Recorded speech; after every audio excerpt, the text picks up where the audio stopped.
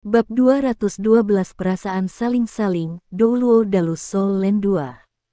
Sikap seperti apa ini? Susanshi marah, tetapi dia tidak mengejar masalah ini. Baru ketika Bei Bei menghilang dia bergumam pada dirinya sendiri, karena Tang Ya, aku tidak akan menentangmu. Ketika dia kembali, aku akan berurusan denganmu. Mari makan. Aku akan mengubah amarahku menjadi nafsu makan. Heikaitu terkekeh, berhati-hatilah untuk menambah berat badan. Anda tidak akan dapat berdiri dengan benar di atas teratai air. Susanshi membentak, berat badan bertambah. Khawatir tentang diri Anda terlebih dahulu. Jangan lupa bahwa saya punya pengalaman. Selain itu, jiwaku adalah tipe air. Hehe. Heikaitu berdiri dan berjalan di samping Susanshi, meraih bahunya. Dia berkata dengan lembut, saudaraku, kamu lebih berpengalaman daripada aku meskipun kamu telah kehilangan setiap pertarungan yang telah kamu alami. Tolong ajari aku beberapa trik. Susanshi berubah muram. Apa maksudmu? Aku kalah dalam setiap pertarungan. Aku punya alasan untuk itu. Jika bukan karena apa yang terjadi, aku akan memenangkan hati Nanan. Huo Yuhao berbalik dan terkekeh. Ketiga senior, apa yang terjadi kemudian? Kami sangat ingin tahu bagaimana Anda menyinggung senior keempat. Aku tidak akan memberitahumu. Susanshi sangat bertekad untuk tidak mengatakannya. Nanan mengatakan padaku untuk tidak pernah melihatnya lagi jika aku berani membocorkan apa yang terjadi. Jangan sampai aku dalam masalah. Ayo pergi dan makan. Mereka bertiga makan bersama di kantin. Bagi Heikaitu dan Huo Yuhao, nasib Laut Dewa ini sangat baru dan menarik. Namun, mereka tidak benar-benar gugup. Bagaimanapun, mereka berpengalaman. Setelah pengalaman mereka di turnamen duel jiwa elit Continental Advance Master Academy Seoul, kemampuan mereka untuk menghadapi tekanan psikologis telah berkembang pesat. Selain itu, mereka juga mendapat pelatihan dari Ultimate Soldier Plan. Meskipun mereka tidak sepenuhnya kebal, mereka tidak akan mudah cemas. Langit perlahan berubah gelap. Mungkin itu karena takdir Dewa Laut, tetapi Pulau Dewa Laut mengungkapkan aura yang mempesona. Di pulau itu, siswa halaman dalam Akademi Shrek mengenakan seragam merah mereka ketika mereka mulai berkumpul di tempat nasib Dewa Laut akan dimulai. Karena Departemen Alat Jiwa baru saja dikembangkan baru-baru ini, siswa halaman batin terutama dari Departemen Jiwa Marsial. Mereka menunjukkan kemampuan mereka dan dengan cepat berkumpul di tepi danau. Mereka semua adalah siswa laki-laki, tidak ada wanita di sana sama sekali. Ketika kabut hitam pekat di atas danau menyebar, sulit untuk melihat sesuatu dengan jelas.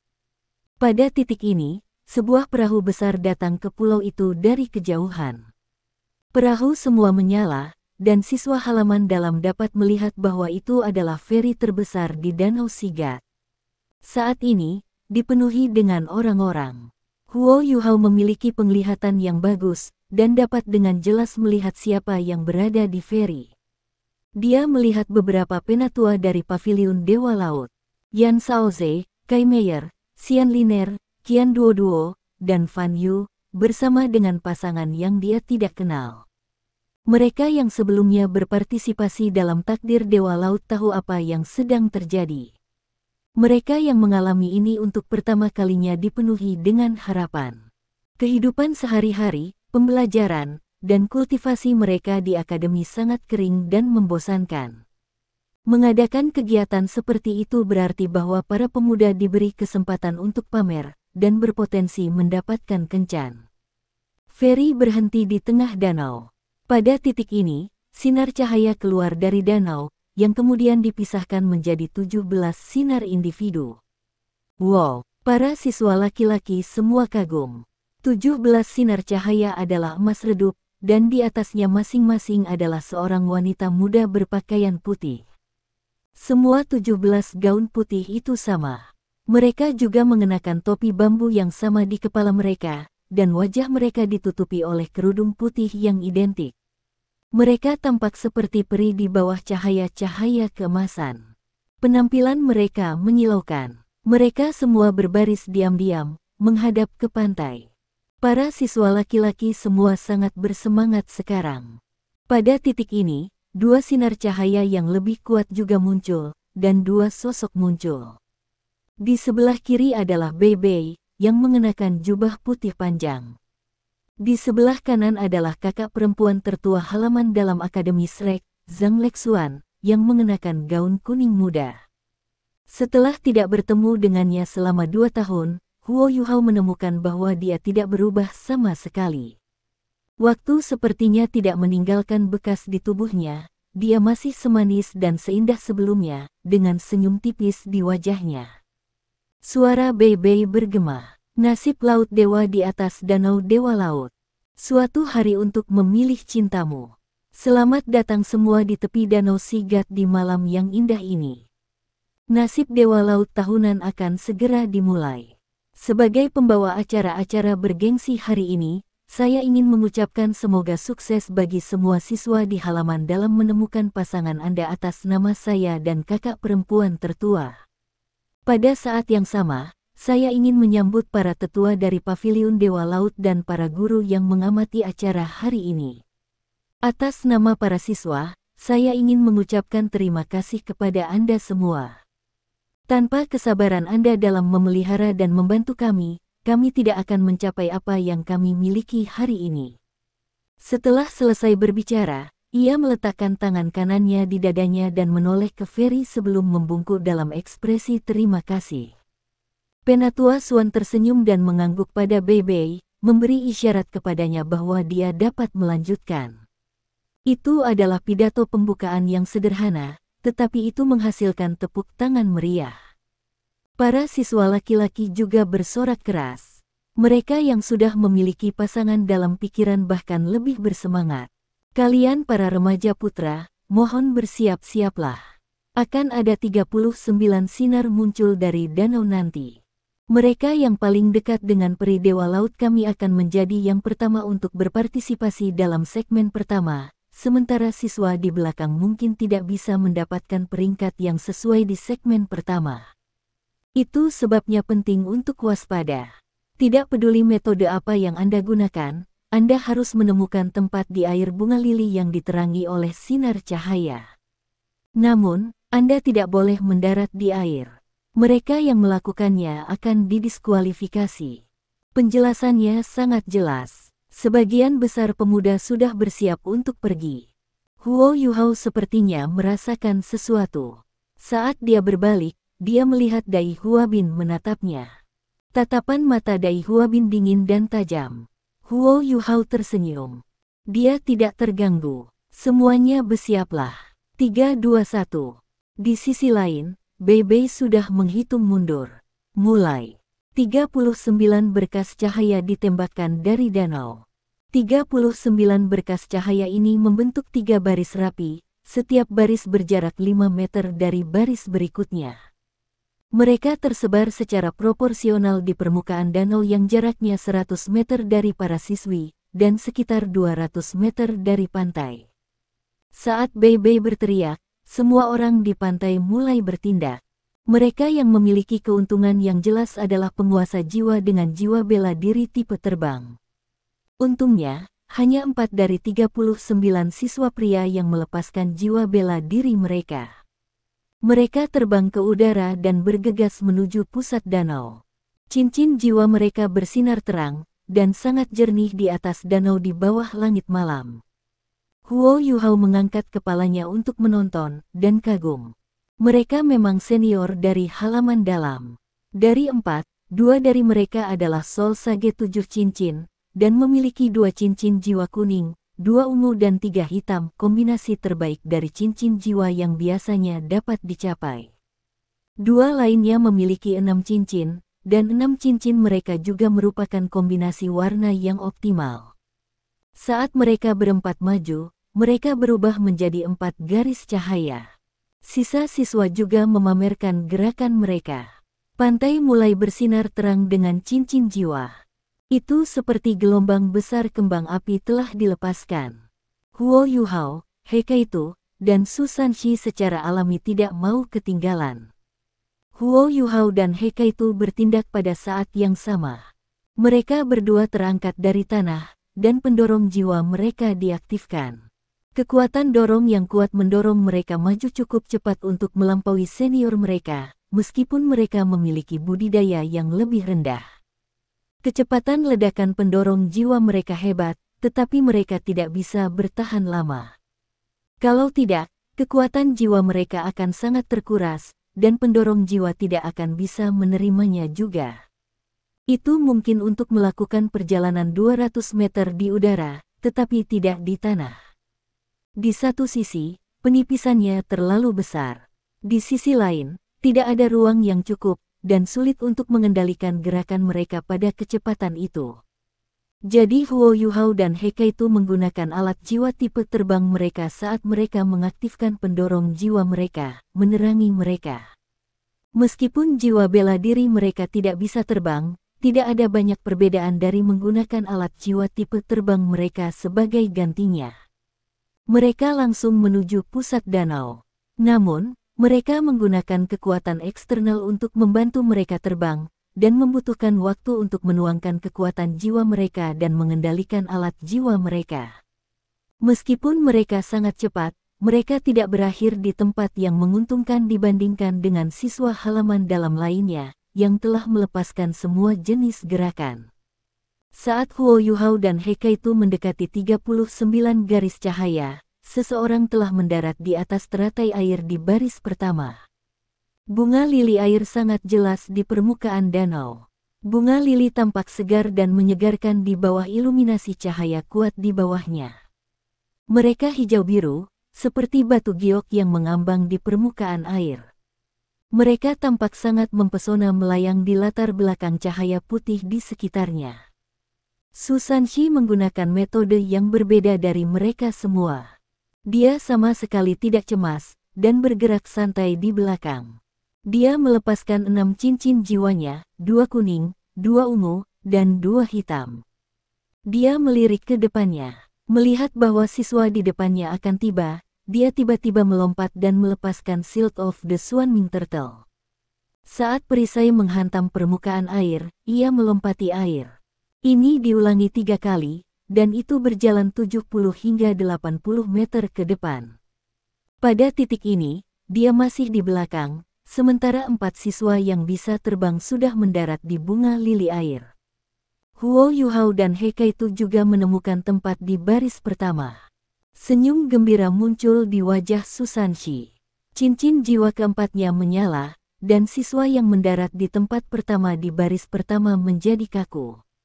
Detik berikutnya, posisi mereka berubah. Su Sanxi mengangkat tubuhnya dan mendarat dengan ringan di atas lili air pertama. Siswa yang mengungsi berakhir di tempat terakhir, di belakang semua orang. Su Sanxi cukup murah hati untuk memilih senior yang memiliki jiwa bela diri yang memungkinkannya untuk terbang. Meskipun dia disayangkan telah mengungsi, dia tidak benar-benar jatuh ke air. Ketika dia maju lagi, dia hanya bisa secara tragis menemukan tempat di baris ketiga. Su Sanxi, idiot. Jiwa sage 7 cincin ini berusia sekitar 30 tahun. Saat ini, ia terlihat sangat suram. Bukan hanya posisinya direbut, tetapi dia bahkan tidak bisa menemukan tempat di baris kedua. Sementara dia depresi, dia tidak bisa melakukan apapun pada Su Sanxi. Menurut aturan takdir Dewa Laut, posisi seseorang tidak bisa diubah begitu mereka mendarat di lili air. Su Sanxi berbalik dan menyapa sage jiwa 7 cincin, senior, minta maaf atas pelanggaran itu.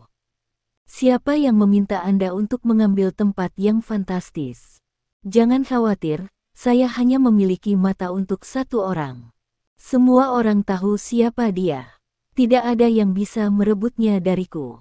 Kalau tidak, aku akan benar-benar marah. Semua siswa halaman dalam mulai tertawa terbahak-bahak setelah melihat ekspresinya yang seperti badut.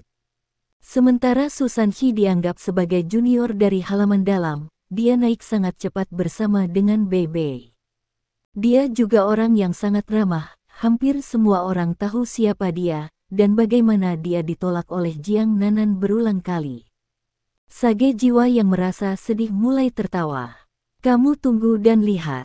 Bahkan jika Nanan memilihmu, aku akan menantangmu untuknya.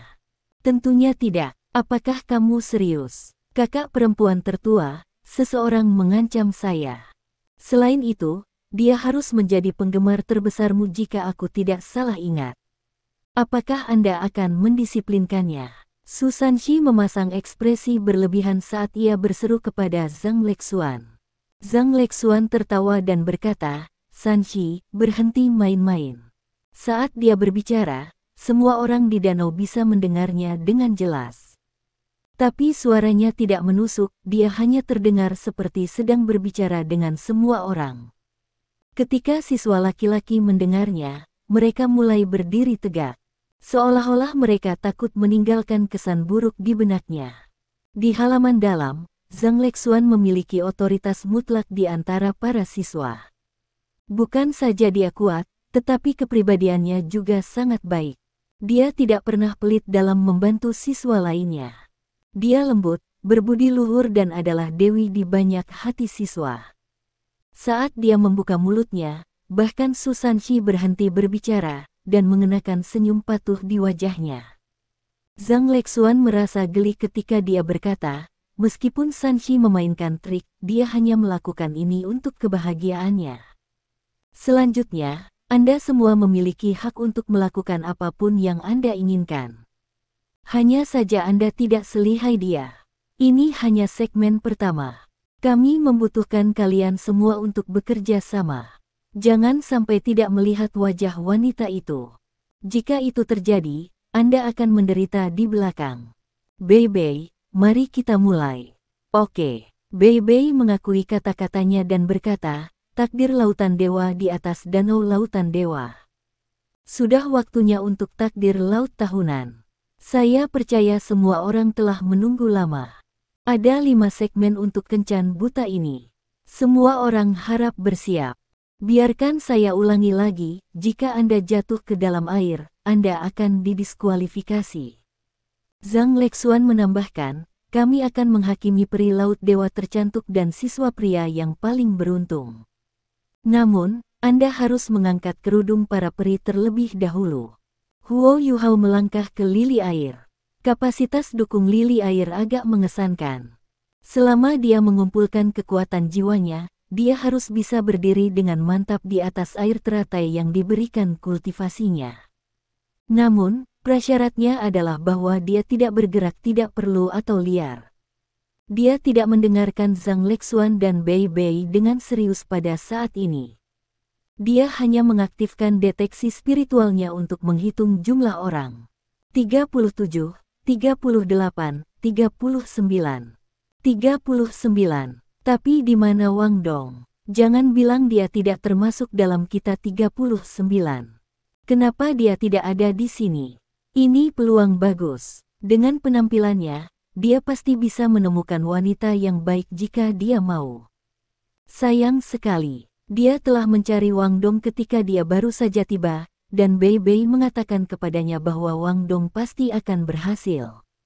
Namun, ternyata semuanya tidak berjalan sesuai rencana. Ke-39 tempat itu semuanya terisi. Bahkan jika Wang Dong tiba, dia tidak lagi punya tempat. Baiklah, mari kita mulai segmen pertama. Saling-saling. Dari sisi kiri baris pertama, setiap siswa pria diberikan kesempatan untuk menunjukkan kemampuan penuhnya. Namun, jangan terlalu mencolok. Kalau tidak, saya hanya bisa menutup satu mata jika siswa perempuan memilih untuk menyerang Anda. Zhang Lexuan tersenyum saat berbicara. Su Sanxi sudah menggosok telapak tangannya. Dia berada di posisi pertama, dan dengan demikian dia akan menjadi yang pertama tampil di segmen ini. Sanxi, apakah kamu siap? Bei bertanya. Su Sanxi mengisyaratkan bahwa dia sudah siap, dan Bei berkata, tanpa basa-basi, mari kita mulai. Su Sanxi, semua yang terbaik. Mari kita mulai. Su Sanxi tidak meledak di atas air menggunakan perisainya kali ini.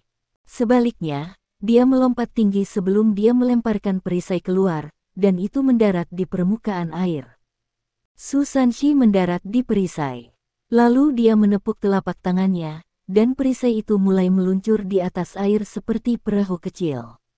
Itu meninggalkan 2 garis air, mulai menutup jarak menuju siswa perempuan. Bagus, sudah ada sorakan yang datang dari siswa laki-laki. Ada alasan mengapa Susan Shi bergerak maju dengan metode ini. Dengan menggunakan perisai untuk menahan bebannya, dia bisa menghemat kekuatan jiwanya. Selanjutnya, dia bisa maju lebih mantap. Jika dia menggunakan perisainya untuk menyerang permukaan air sebelum kembali seperti sebelumnya, dia hanya akan memiliki satu kesempatan untuk menunjukkan dirinya ketika dia mencapai siswa perempuan meskipun dia bisa terus maju. Susan Shi telah berupaya untuk mendapatkan tempat pertama. Karena dia pertama kali di segmen ini, dia tidak akan menyerah untuk pamer. Nanan, aku datang. Saat dia berteriak, perisai meningkatkan kecepatannya, sampai dia meledak ke arah siswa perempuan dengan cepat. Ketika dia berada sekitar 10 meter jauhnya, dia menggunakan telapak tangannya untuk mengendalikan perisai dan membuatnya berhenti. Dia menggunakan controlling crane capturing dragon dengan rapi. Dia sama sekali tidak cemas, dan mengamati setiap wanita dengan serius dari kiri ke kanan. Ketika dia melihat, dia bergumam, itu bukan dia terlalu gemuk. Itu juga bukan dia, terlalu kurus.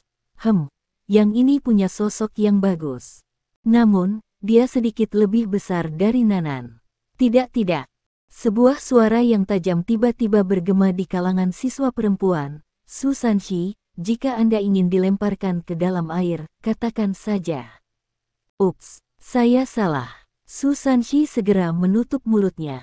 Dalam waktu singkat ini, dia sudah mengunci targetnya.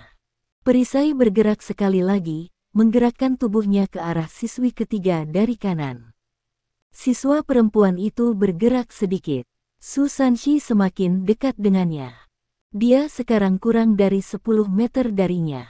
Dia mengarahkan jari-jari kakinya di perisainya sebelum dia melompat lurus ke arah bunga lili air yang dia berdiri. Dia jelas tidak tahan lagi. Dia mengarahkan jari-jari kakinya ke tengah lili air, yang bisa menanggung beban terbesar, dan mendorong seluruh tubuhnya ke atas. Dia mengangkat kaki kanannya tinggi-tinggi, begitu tinggi sehingga jari-jari kakinya di atas kepalanya. Kaki membentuk garis lurus, dan gaun putihnya diangkat. Oh, para siswa lelaki lainnya mulai bersiul. Namun, mereka kecewa ketika mereka menyadari bahwa dia mengenakan celana panjang di bawah gaunnya. Dia membanting kakinya ke arah Susan Shi. Sementara peraturan menyatakan bahwa seorang siswa perempuan tidak dapat secara langsung menyerang di segmen pertama, mereka mengizinkan siswa perempuan untuk melakukan serangan balik jika seorang siswa laki-laki datang terlalu dekat dengan teratai air mereka. Itu sebabnya sebagian besar siswa pria akan memilih untuk menyerang dari jarak jauh di segmen ini. Jika para siswa perempuan percaya diri dalam penampilan mereka tidak akan menolak terlalu banyak. Siapa yang tidak ingin mengungkapkan kecantikan mereka? Sangat jarang seseorang diserang secara langsung seperti Susan Shi. Susan Shi melakukan sesuatu yang tidak terduga ketika kakinya jatuh ke arahnya. Dia tidak memblokir atau menghindari serangan itu. Dia membiarkan kakinya terpotong ke bahunya. Susan Shi berjongkok di udara, menetralkan beberapa dampak serangan itu. Jari-jari kakinya sudah menekan teratai airnya. Air teratai miring ke satu sisi dan air danau hampir menenggelamkannya. Namun, Susan Shi mulai melonjak dengan lapisan cahaya hitam, yang tampaknya mendukungnya sendiri. Lili air tiba-tiba stabil. Ketika dia menggenggam kedua tangannya, dia sudah meraih pergelangan kaki yang menabrak bahunya. Siswa perempuan itu tidak menyangka Susan Shi menerima serangannya tanpa menghindar. Meskipun dia tidak menggunakan keterampilan jiwa, dia masih menunjukkan kekuatannya yang besar. Ketika dia menebas pundak Susan Shi, erangan yang dalam terdengar. Susan Shi mentolerir rasa sakit. Susan Shi mengangkat kakinya dan berkata dengan penuh kasih sayang, "Nanan, aku mencintaimu. Saya tidak akan membalas bahkan jika Anda memarahi atau memukul saya. Pergilah." Pelajar perempuan itu meraung marah dan menarik kaki kanannya. Susan Shi awalnya memegang kakinya dengan erat, tetapi dia melepaskannya saat ini. Saat dia jatuh ke belakang, pusat gravitasinya berubah. Namun, dia cukup mengesankan. Kakinya yang lain sepertinya menempel di teratai air. Saat dia meregangkan ke belakang, tangannya menekan air teratai sebelum dia membalik. Itu adalah air di bawah bunga bakung, dan Susan Shi juga berdiri di atasnya. Ini tidak dianggap sebagai langkah yang sulit di darat, tetapi orang harus memiliki kontrol sempurna untuk melakukan gerakan ini di atas air. Sementara dia berhasil membalik, topinya jatuh. Sosok Susan Shi melintas sebelum dia melompat dari lili air. Dia menghindari tendangan gunting yang dilepaskan siswa perempuan itu ke arahnya, dan tangan kanannya meraih kerudung dan menariknya. Pada akhirnya, dia mendapatkan topi dan kerudung. Susan Shi sudah berdiri di perisai saat ini. Dia tersenyum ketika melihat wanita itu. Aku hanya punya mata untukmu. Nanan, aku mencintaimu. Ketika dia berbicara, perisainya sudah mengukir jalan dan membimbingnya kembali ke posisi semula. Ya, itu Jiang Nanan berdiri di atas lili ketiga dari kanan. Rambutnya yang keunguan bertengger di pundaknya dan wajahnya menjadi agak merah karena marah. Setelah 2 tahun, Jiang Nanan telah berkembang jauh lebih baik dari sebelumnya. Penampilannya yang menggairahkan ditekankan oleh cahaya keemasan di sekelilingnya. Sosok rampingnya hampir sempurna, dan matanya dipenuhi amarah saat dia menatap Susan Shi. Susan Shi sangat akrab dengannya. Meskipun ada beberapa celah di antara budidaya mereka, kesenjangan itu tidak terlalu besar. Ini adalah takdir Dewa Laut. Setelah Jiang Nanan merasakan Susan Shi mendekatinya, dia cemas dan gugup. Setelah itu, Susan Shi memperkirakan hampir semua gerakannya di atas bunga lili. Begitulah cara dia berhasil mengungguli wanita itu. Jiang Nanan masih tidak tahu bahwa Susan Shi tidak hanya terbiasa dengan gerakannya. Dia bahkan curang. Setelah tidak bertemu dengannya selama 2,5 tahun, Jiang Nanan telah lupa bagaimana dia memiliki junior ke-6 dengan deteksi spiritual yang sangat kuat. Dengan kekuatan spiritual Huo Yuhao saat ini, 100 meter bukanlah apa-apa. Dengan bantuan dan penilaiannya, sama sekali tidak sulit bagi Susan Shi untuk melepaskan kerudung dan topi Jiang Nanan. Bagus, San Shi. Semua siswa laki-laki bersorak melihat Susan Shi telah berhasil melepas kerudung dan topi Jiang Nanan. Beberapa siswa yang lebih lemah hampir jatuh dari bunga lili air mereka karena mereka terlalu bersemangat dan tidak bisa mengendalikan diri. Susan Shi berbalik dan mengepalkan tangan dan tangannya ke semua orang. Dia berkata dengan gembira, saya hanya beruntung. Lansia, junior, semoga kalian semua selamat. Ada banyak dari kita di segmen ini. Kita harus mencoba melepas topi dan kerudung wanita. Ketika dia berbicara, dia meletakkan topi yang telah dia lepas dari Jiang Nanan di depannya dan menarik napas dalam-dalam. Dia bersenang-senang. Untungnya, gelap, dan Jiang Nanan agak jauh darinya, jadi dia tidak bisa melihat ekspresi senangnya. Kalau tidak, dia mungkin benar-benar meledak dalam kemarahan. Segmen pertama adalah demonstrasi kemampuan seseorang. Susan Shi tampaknya tidak menggunakan keterampilan jiwa apapun sekarang, tapi dia masih berhasil. Dia juga menunjukkan kinerja yang stabil. Para penatua dan guru di kapal feri mengangguk setuju. Bahkan penatua Suan tersenyum bahagia. Susan Shi menggenggam kepalan tangan dan telapak tangannya bersama-sama dan tampak jelas senang.